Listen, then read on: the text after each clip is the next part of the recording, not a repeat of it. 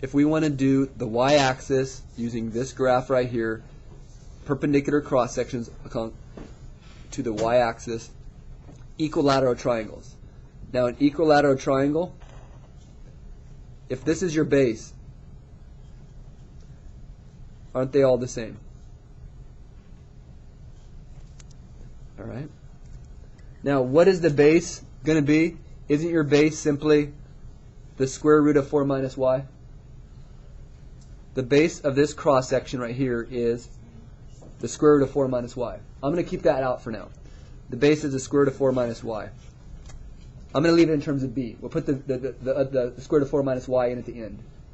It's easier to deal with a b instead of the square root of 4 minus y. Okay, now to do this, isn't my height, my base is going to constantly change, so won't my height change in respect to how my base changes?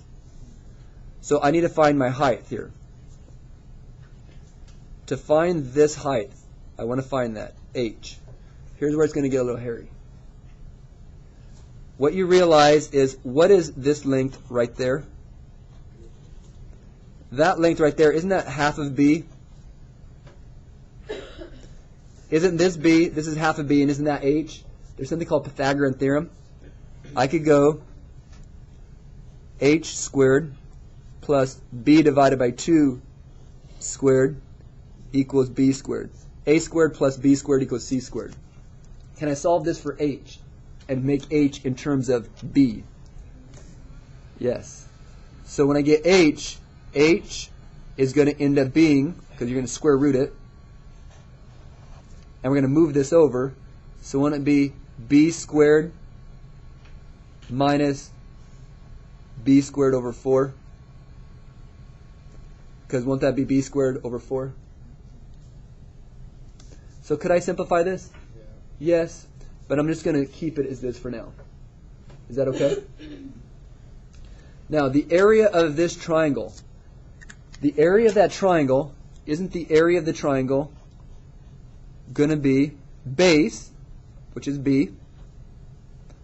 Isn't it 1/2 base times height? The area of the triangle right here is 1/2 the base times the height. And what is the height? Well, isn't this the height right here?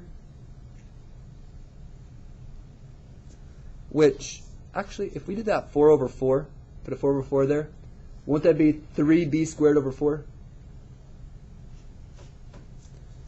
So if we simplify this, you'll have the square root of 3b squared over 4. Now that's the area of the triangle. Could we actually take that square root of 4 out, make it a 2? There's a lot more simplification we can do. Again, from here to here, I made a 4 over 4, combine this. So area is equal to 1/2 the base times the height. Now, don't we now set an integral for this area? If we have the area of the triangle, now we're going to set up an integral to add up those areas, all in terms of b. So we're going to set up an integral. And our integral, remember, the bases are along the y-axis, so this is going from 0 to 4. From 0 to 4. And the area is simply going to be, I'm not going to pull out anything, I'm just going to simply put b over 2 times the square root of 3b squared over 4. And this is db. Is it okay if we leave it in terms of just db? db. Now, could we integrate this all? No. Actually, don't we have to change the interval if we have it in terms of dB? Shoot. The interval, because normally it's in terms of y. But isn't, what b stand for?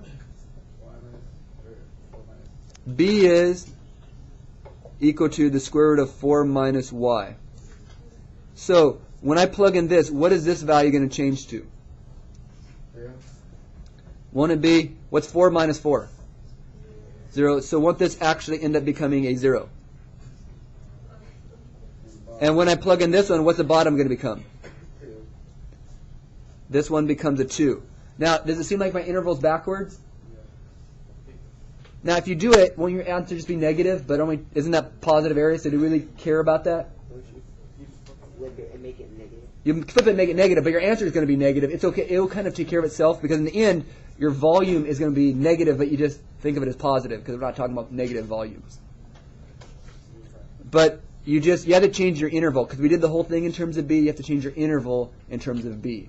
Now, could we have just put everything in terms of Y back in and kept it from 0 to 4? Yes. It's your choice on what you want to do.